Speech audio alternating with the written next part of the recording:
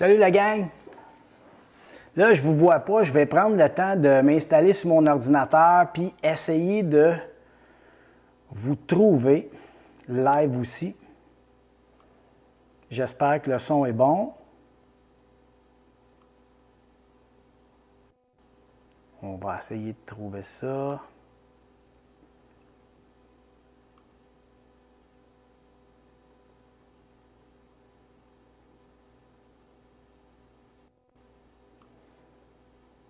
On va laisser le temps à tout le monde de se connecter comme il faut.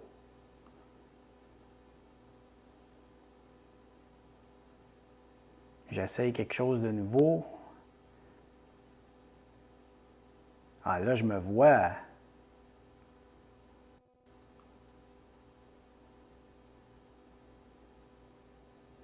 All right, on est 21. Ça va bien? Ça va bien? All right.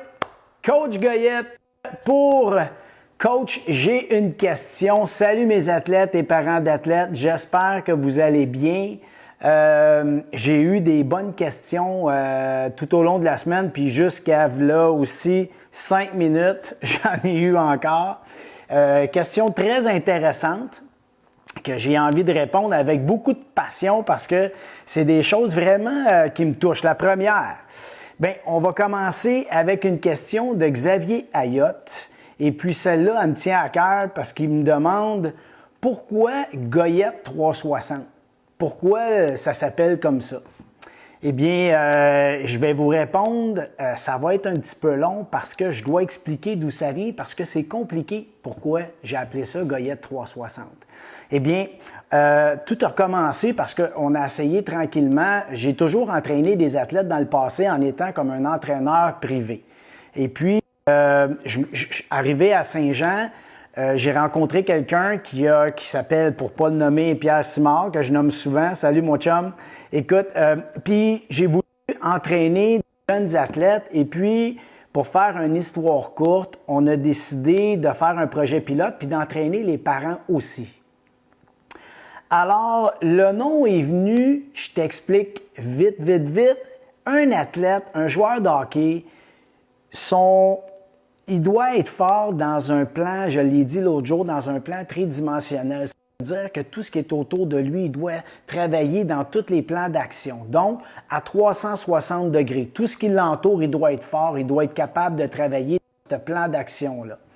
Ensuite, on a compris que si on voulait être capable de t'entraîner, toi, mon athlète, bien, c'est important d'être capable de toucher à ta famille, être capable pour semer des graines de santé dans ta famille, bien, il fallait passer par tes parents. Parce que même si je te dis, tu dois bien manger, tu dois t'entraîner comme ci, tu dois t'entraîner comme ça, bien, maman, il faut que j'explique à maman aussi. Puis il faut qu'elle comprenne aussi. Ou à papa.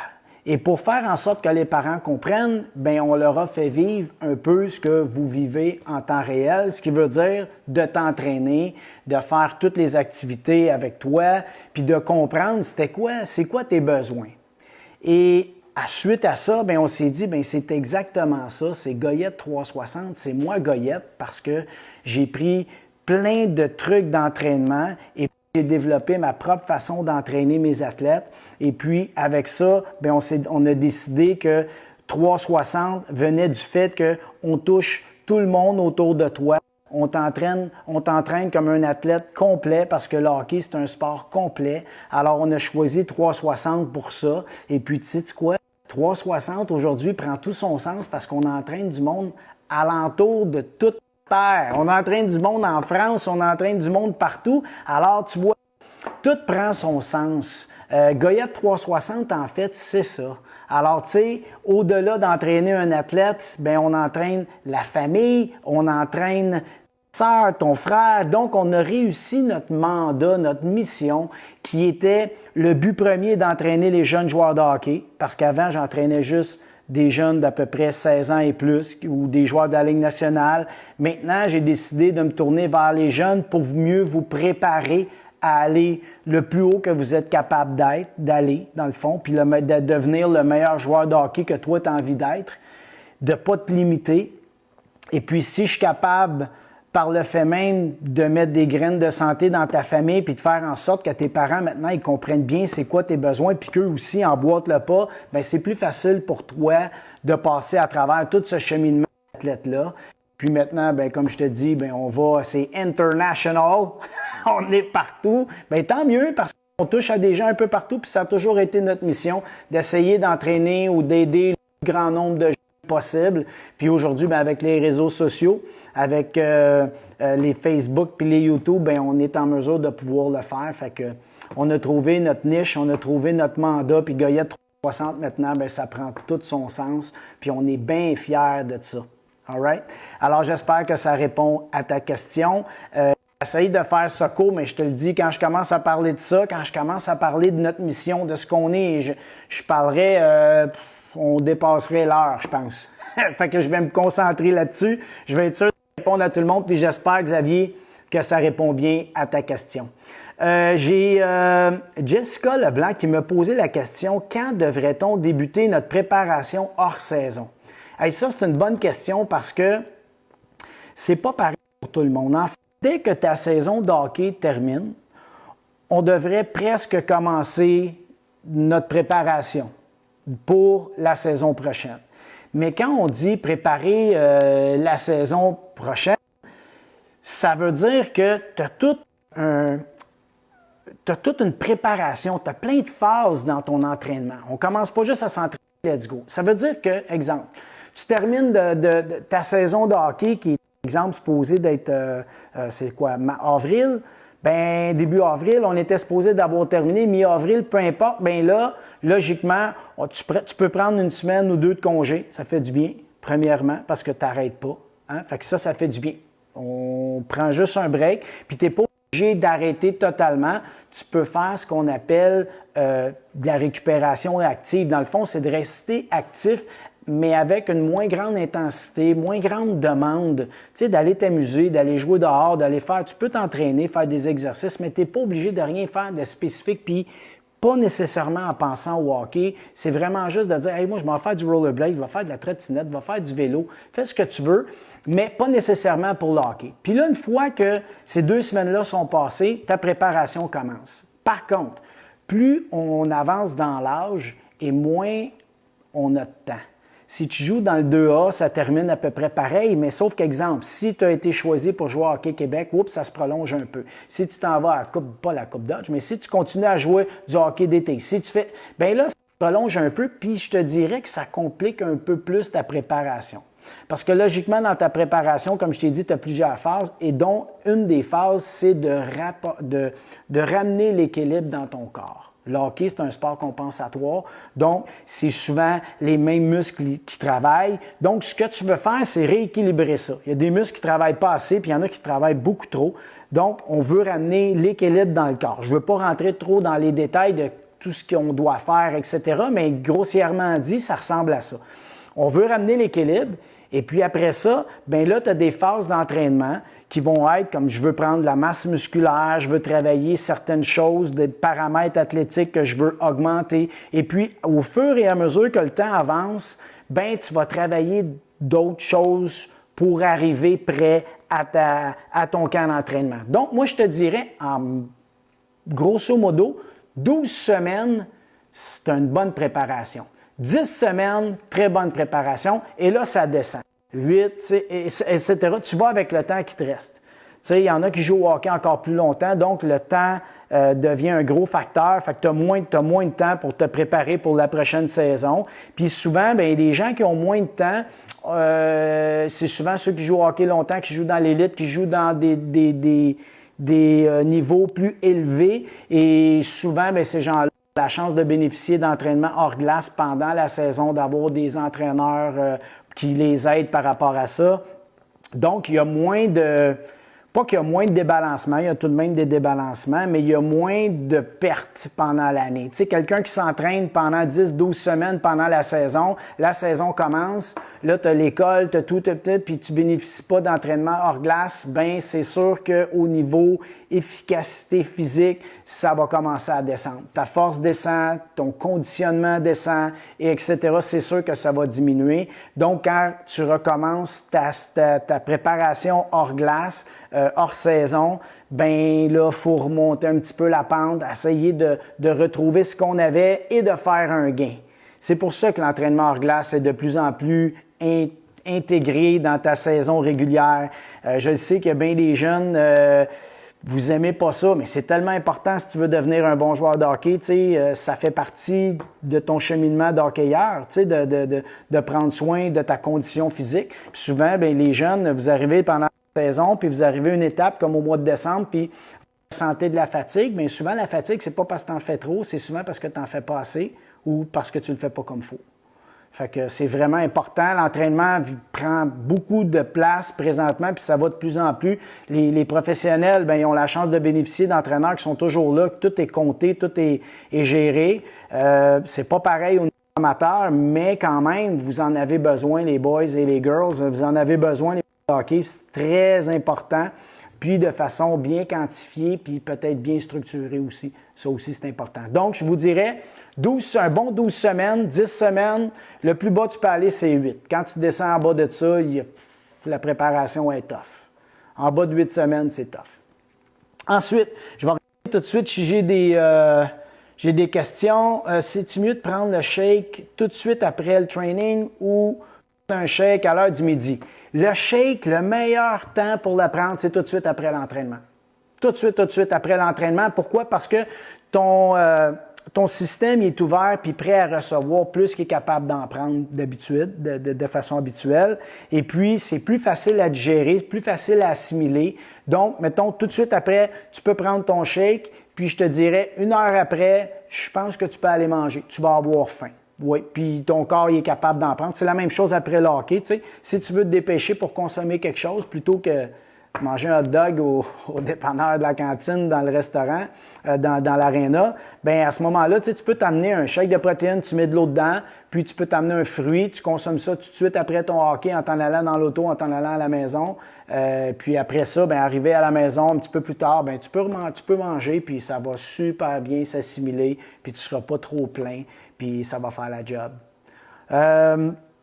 L'autre chose, Thomas m'a demandé vitesse, force, comment augmenter ma vitesse? Parce que je sens qu'il était un peu perdu, puis je le comprends, parce qu'on augmente la vitesse de plusieurs façons. Il y a plusieurs facteurs qui augmentent la vitesse. La première, je l'expliquais l'autre fois, c'est ta force au niveau du tronc. C'est hyper important. Si tu n'es pas assez fort au niveau du tronc, puis ton corps n'est pas assez solide, tu auras beau travailler très fort au niveau des jambes, mais l'énergie ne va pas circuler aussi bien dans ton corps, puis tu ne pourras pas maximiser ta performance à cause de ça. Donc, force du tronc est importante. Ta force musculaire de tes jambes est super importante. OK? Puis il y a la force relative qui est importante aussi, mais bref, ta force de tes jambes, elle compte. Puis aussi, ben, ton agilité, tes courses. Ça veut dire que t'entraîner en force, pour travailler la musculation des jambes, c'est important. Et ensuite, travailler aussi au niveau de SAQ, Speed, Agility, Quickness, travailler ton agilité, tes sprints, tes changements de direction, ta décélération, ça aussi, c'est important. Donc, parce que pendant que tu fais ta musculation, tu es en train de bâtir ton moteur. Tu veux devenir une bonne voiture de course, puis avec ton SAQ, tu es en train d'apprendre à conduire avec cette voiture-là. Puis ça, c'est important. Fait qu'un ne va pas sans l'autre. Si tu fais juste un, c'est pas mieux. Si tu fais juste l'autre, c'est pas mieux. Alors, tu es toujours bien composé.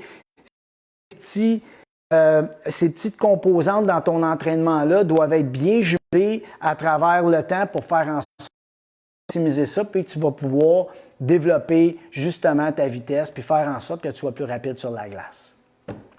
Est-ce que j'ai d'autres questions ici? Non, ça va bien. OK, good. On continue. Ensuite, J'ai Justin Henry qui me demande combien de millilitres d'eau je dois boire. Est-ce que ça va toujours là sur mon écran? C'est toujours bon? Oui, OK. Qui me demande combien de millilitres d'eau est-ce que je dois boire avant une partie? Hey, ça, c'est une bonne question. Tu dois boire environ 6.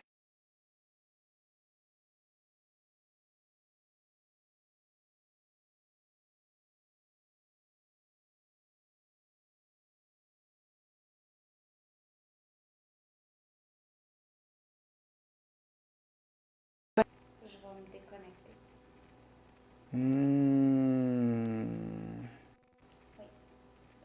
On est bon? OK, désolé, c'est ça le live, c'est ça que ça fait.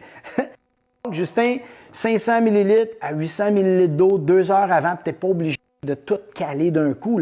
C'est juste de boire tranquillement à travers ton temps. 2 heures avant ton match, tu veux boire, puis tu ne veux pas trop boire trop près de ton match parce que tu ne veux pas te sentir ballonné. Puis à travers ton match, dans ton match, tu bois encore un peu d'eau. Tout le temps, un petit peu. Puis pas des grosses quantités. Tu essaies de te garder hydraté parce qu'à travers un match, on perd beaucoup d'eau. Donc, à travers ton match, un peu d'eau, puis après ton match, encore une fois, de continuer à boire de l'eau tout au long de la soirée ou après ton match. Là, très important de continuer à boire de l'eau. Là, j'aimerais vous dire, puis là, ce n'est pas une question, merci beaucoup de m'encourager, d'encourager la marque Goyette 360 parce qu'on essaie de faire, en anglais, on dit un brand, mais on de faire une marque avec ça. J'essaie justement de me démarquer. J'essaie de faire une différence dans la vie des joueurs de hockey à ma façon, à moi. Et puis, ça me tient tellement à cœur, les jeunes, que vous soyez présentement capables de vous entraîner, de garder la forme, de garder la tête, le mindset comme il faut, de garder, je dis souvent le mindset G3, mais il faut rester positif. C'est pas facile. Mais merci beaucoup de m'encourager de plein de façons, que ce soit avec vos dons, vos achats d'équipements, de vêtements ou d'être là, tout simplement. Puis moi, je réponds juste j'essaie de répondre à vos demandes. Si vous avez des demandes comme les vêtements, j'en avais pas, vous m'en avez demandé, je suis pas là pour prendre avantage sur vous, je suis là pour répondre à ce que vous avez envie. J'ai juste envie d'entraîner mes joueurs d'entraîner mes jeunes athlètes, puis de vous entraîner vous autres aussi, les parents, puis de faire en sorte qu'on peut garder la forme parce que c'est tellement important, puis surtout dans cette période-là, parce que c'est important de bâtir notre système immunitaire, puis de faire en sorte que ça continue, puis qu'on va sortir de là plus fort, plus en santé, plus en forme, puis être capable de vaincre ce maudit virus-là, peu importe comment, mais de le vaincre. Et puis, l'autre chose que je voulais vous dire par rapport à ça, c'est que quand vous êtes, j'aime ça quand vous me partagez, quand vous donnez des commentaires, quand vous likez, faites-le partout où vous êtes capable. Pourquoi? Parce que ça nous permet de prendre de l'expansion. Difficile avec Facebook parce que je l'expliquais tantôt à un parent, il y a beaucoup d'algorithmes, ça change tout le temps, ça nous limite beaucoup. Je mets de l'argent pour essayer de faire en sorte de partager le plus loin possible, mais c'est plus grâce à vous que ça fonctionne. Mes amis de Suisse maintenant, de la Grèce, partout, être capable de partager, faites-le, ça nous aide énormément. On touche plus d'athlètes. Je m'en rends compte là présentement encore. Il y a des gens qui se connectent. On vient de vous découvrir aujourd'hui notre premier entraînement. Je trouve ça tellement le fun. Puis en même temps, je trouve ça tellement triste qu'on ne puisse pas toucher à tout le monde facilement. C'est correct, ça fait partie de la game. Hein? C'est un commerce, c'est un business, Facebook et tout. Puis nous autres, bien, ça nous permet de pouvoir continuer notre travail sans être obligé physiquement d'être dans un gym ou de faire ce qu'on fait. Mais au moins, on est capable de garder cette connexion. Puis c'est super le fun. Alors, continuez à le faire, je vous encourage, puis je vous remercie en même temps de le faire, de partager, liker, commenter. J'aime ça, des fois, il y a des gens qui aillent le partager quelqu'un demande un entraîneur, vous allez partager Goyette, il y en a d'autres qui vont écrire ce qu'ils vivent, puis gênez-vous pas pour le dire ce que vous aimez aussi. Facebook Goyette 360, vous écrivez des super de beaux commentaires, puis ça se peut que je ne sois pas capable de satisfaire vos besoins, mais je suis content de ce que vous dites, c'est vrai, c'est réel, c'est pas, je veux pas que vous écriviez « Ah, il est bon, il est beau, il est fort », c'est pas le but. Le but, c'est d'écrire comment vous, c'est quoi votre expérience Goyette 360, c'est quoi vous vivez avec nous en ce moment, dans nos camps, peu importe la façon dont vous le vivez, partagez-le votre expérience. puis ça va peut-être ouvrir de l'information pour d'autres personnes qui sont intéressées puis qui ne savent pas trop. Tu sais, juste comme ça, gars, si tu 360, tu sais pas c'est quoi, tu sais pas c'est quoi. Et puis, nous autres, on essaie de se propulser le plus loin possible avec le hockey, en touchant tout le monde. C'est certain que notre niche, puis ce qu'on veut faire, c'est vraiment entraîner les joueurs de hockey, mais dans le fond, c'est d'entraîner tous les athlètes, puis d'entraîner toutes les familles, puis de faire en sorte qu'on comprend c'est quoi, puis on a semé des graines de santé partout, puis que ça nous tient à cœur. Puis c'est plus facile comme ça pour notre joueur de hockey, dans un environnement sain de santé, de s'épanouir, puis de devenir peut-être le joueur de hockey qui a envie d'être, puis peut-être qu'on ne fera pas la Ligue nationale. C'est pas vraiment l'objectif. L'objectif, c'est quand un jeune s'entraîne puis il a l'impression qu'il fait ce qu'il faut puis qu'il se trouve bon puis qu'il aime ce qu'il fait, c'est plus facile pour lui, c'est le fun de performer puis la performance prend un autre sens. Elle devient positive, elle n'est pas négative. Souvent, j'entends des gens, tu sais, maudite performance, il faut toujours être bon. Quand tu n'es pas bon dans quelque chose, bien souvent, tu arrêtes de le faire parce que tu n'as pas de plaisir à le faire, tu te trouves bon. Alors que si tu te trouves bon, bien, c'est plus facile de trouver du plaisir à le faire, puis ça te pousse à le faire de plus en plus. Et puis, moi, je vous encourage les jeunes qui aiment le hockey, jouez au hockey. Aussi souvent que ça vous tente, jouez au hockey. Tu sais, ceux qui disent « Ah, c'est trop... » Moi, je vois tous les jours dans la rue. Vous êtes meilleurs que nous, on a été. Je vous regarde faire avec des bâtons de hockey puis une rondelle. Tout ce que vous êtes capable de faire, c'est malade mental. C'est le même bâton, la même rondelle qu'il y a 20 ans. Puis je regarde ce que vous êtes capable de faire aujourd'hui. Fait qu'on a réussi à se transmettre quelque chose, puis on a réussi à développer quelque chose à travers ça. C'est sûr. Fait continuez à le faire, continuez à aimer ça, jouer au hockey, mais oubliez-vous pas aussi en tant qu'athlète. Ça, c'est important. Parce que tu auras beau être bon au hockey, mais si tu n'es pas un bon athlète, tu vas avoir de la misère rendu à un certain niveau parce que le hockey, c'est hyper demandant sur ton corps. C'est très taxant. Donc, il faut que, comme j'ai dit l'autre jour, le corps, il n'est pas fait, on n'a pas fait l'humain pour jouer au hockey. Hein? Fait qu'il faut s'entraîner pour jouer au hockey puis faire en sorte que notre corps est capable de prendre la charge de travail puis qu'il est capable de prendre tout ce que le hockey demande. Alors là, je sais pas. Merci beaucoup encore de m'encourager. Continuez ça, j'aime ça. Puis écoute, moi là, j'ai plein d'idées, plein de choses que j'ai envie de vous partager. Là, c'est ainsi, je pense que je travaille plus que jamais, mais j'ai tellement de fun à le faire. J'essaie d'être un peu partout, j'essaie de tout faire, les réseaux sociaux, les livraisons, d'aller chercher les vêtements, de tout faire. C'est pas grave. C'est pas grave, je suis heureux, je suis content de vous le partager, je suis content de vous voir content, je suis content de voir mon athlète avec le gros sourire, son chandail, sa bouteille, son entraînement, qui sue, qui travaille fort. Je suis content parce que c'est ça le but, c'est de faire une différence, puis j'ai l'impression que j'en fais une, puis je suis bien heureux là-dedans, puis vous savez quoi? De vous voir aller, moi, ça me motive, puis ça m'aide à continuer parce que c'est pas plus facile pour moi, puis c'est pas facile pour personne en ce moment. Il n'y a personne qui va dire « Ah, ben oui, c'est pas de problème. » Ben non, on n'a pas de problème, mais c'est pas facile. On va se dire vraies affaires, c'est pas facile, mais il faut garder une bonne attitude, puis on s'aide. En le faisant ensemble comme ça, on s'aide. Moi, quand je m'entraîne, ben je regarde les noms en arrière, puis je me dis hey, « Tout ce monde-là sont en train de s'entraîner. » Ça, c'est minimum. Fait que c'est cool. Ça m'aide à continuer, puis ça m'encourage moi aussi à m'entraîner. C'est vraiment cool. On a-tu d'autres questions? Juan, il dit, c'est écœurant l'éclairage. Merci, Juan, c'est tout de ta faute. Juan Antonio, qui travaille pour RDS, il me donne un coup de main, il voit ça, puis il dit, Stéphane, on va t'aider, je vais t'emmener des lumières. Il est venu me prêter des parapluies. Si vous verriez mon appartement, ça a l'air d'un vrai studio de télé. Il y a tout. Je suis full équipe. Fait que là, je suis pas en mesure de dire, je suis pas capable de le faire. Là, maintenant, c'est juste le Wi-Fi des fois qui me joue des tours. Mais en gros, ça fonctionne super bien. Merci, Juan. Très apprécié. Puis Juan s'entraîne avec nous autres, avec les enfants, avec la famille. Lâche pas, Juan. Puis lâchez pas les familles. C'est vraiment cool. Est-ce qu'on a d'autres questions? Je pense que oui. Quel âge on peut commencer les suppléments? Écoute, il n'y a pas d'âge. Et puis ça, j'aime ça quand j'entends quel âge. Quel âge les suppléments, il n'y a pas vraiment d'âge pour ça, mais ça dépend de quoi. Protéines en poudre, bien, c'est correct. Protéines en poudre, là, il n'y a pas vraiment d'âge parce que c'est de la protéine en poudre. Un bébé boit du lait en poudre. Alors, tu sais, il faut juste pas que ça devienne un substitut de repas. OK? Fait que même si tu as 9 ans, tu peux te faire un bon smoothie. Ta quantité, tu ne mets pas 2 grosses scoops de protéines dedans, mais tu peux mettre une scoop de protéines dans ton smoothie que tu te fais avec des fruits, puis ça a bien du bon sens.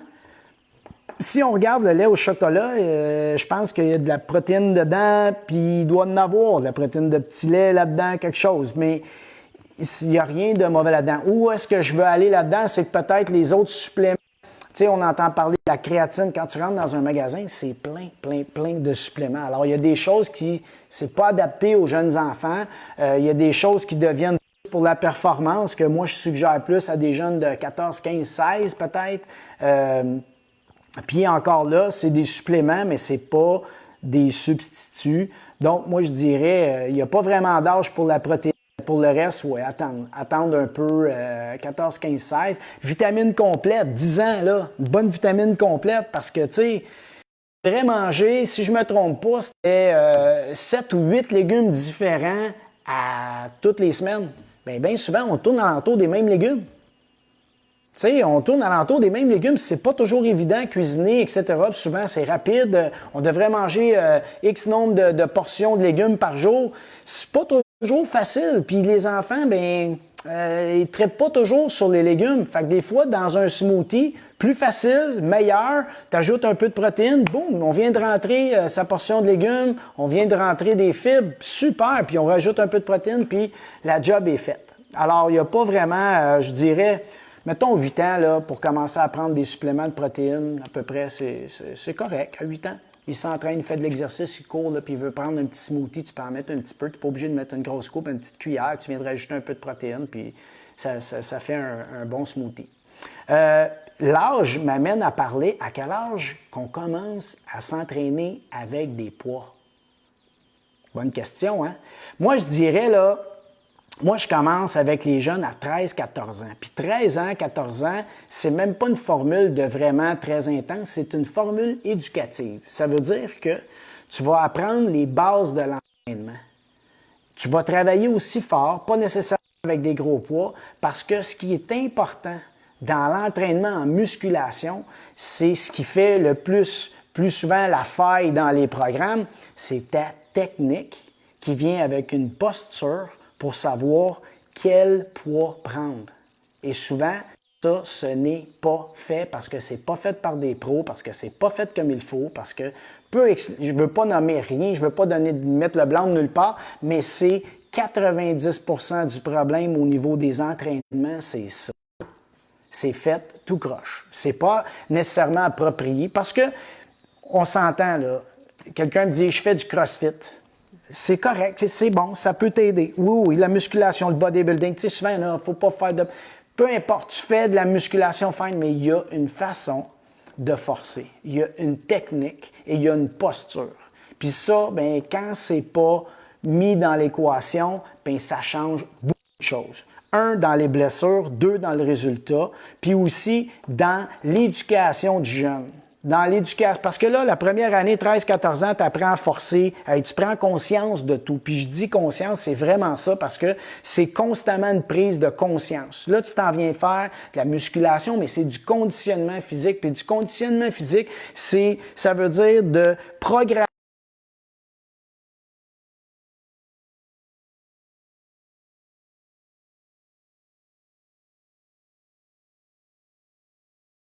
pendant que tu dois penser, tu dois réfléchir, tu dois t'attarder, tu dois te concentrer. Mes genoux, ton corps, ta posture, tes abdos, tes bras. Oui, il faut que tu penses à tout. Oui, il faut que tu penses à tout. Puis c'est vraiment important puis primordial.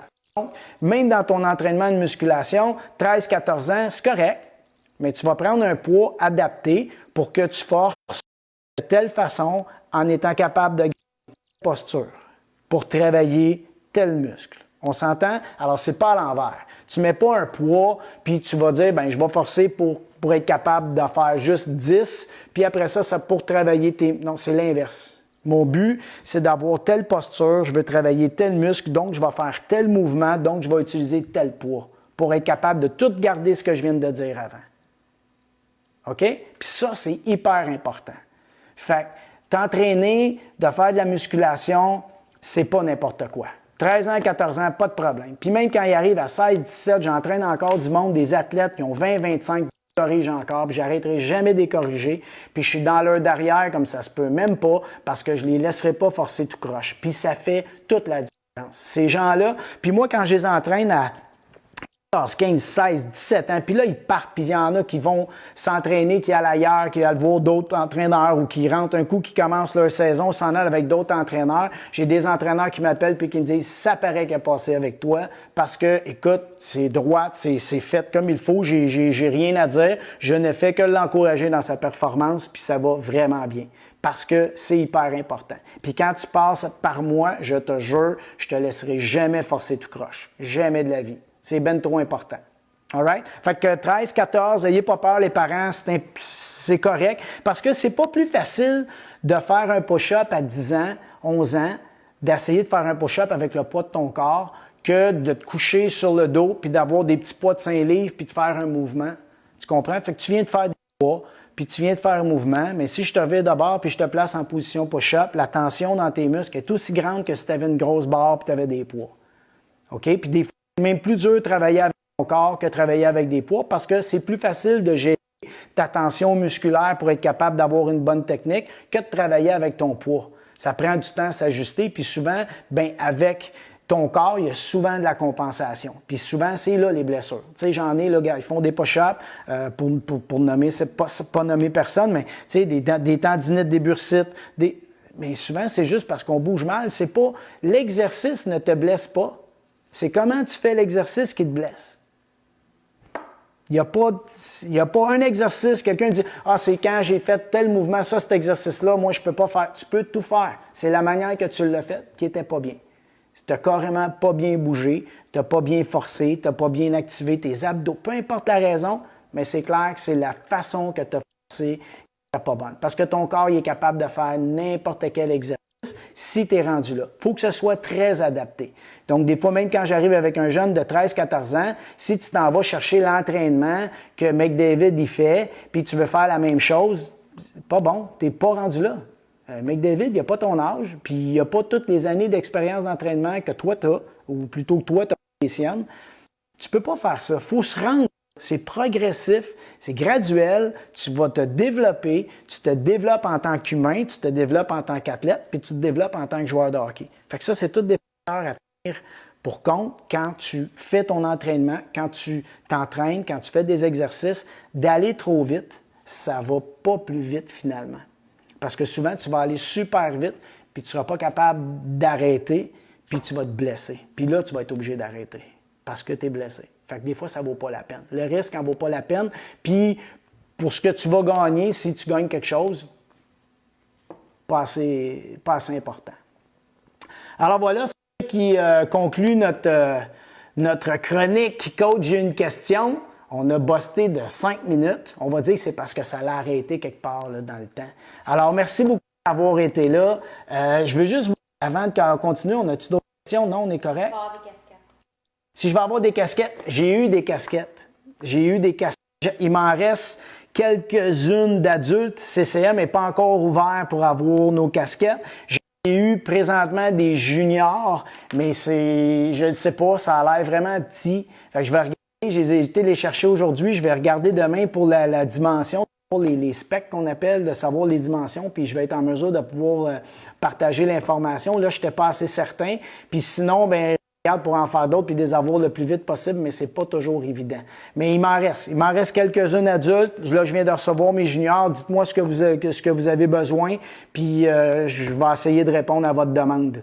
OK? Alors, encore une fois, merci beaucoup de m'encourager. Merci d'être là. Je tripe au fond. Prochain rendez-vous, dimanche, 10h, gros training. Je ne sais pas ce que je vais faire. J'ai des idées qui me trottent dans la tête là, pour faire changement, mais je ne sais pas. 10h, dimanche, on se voit là. Bye!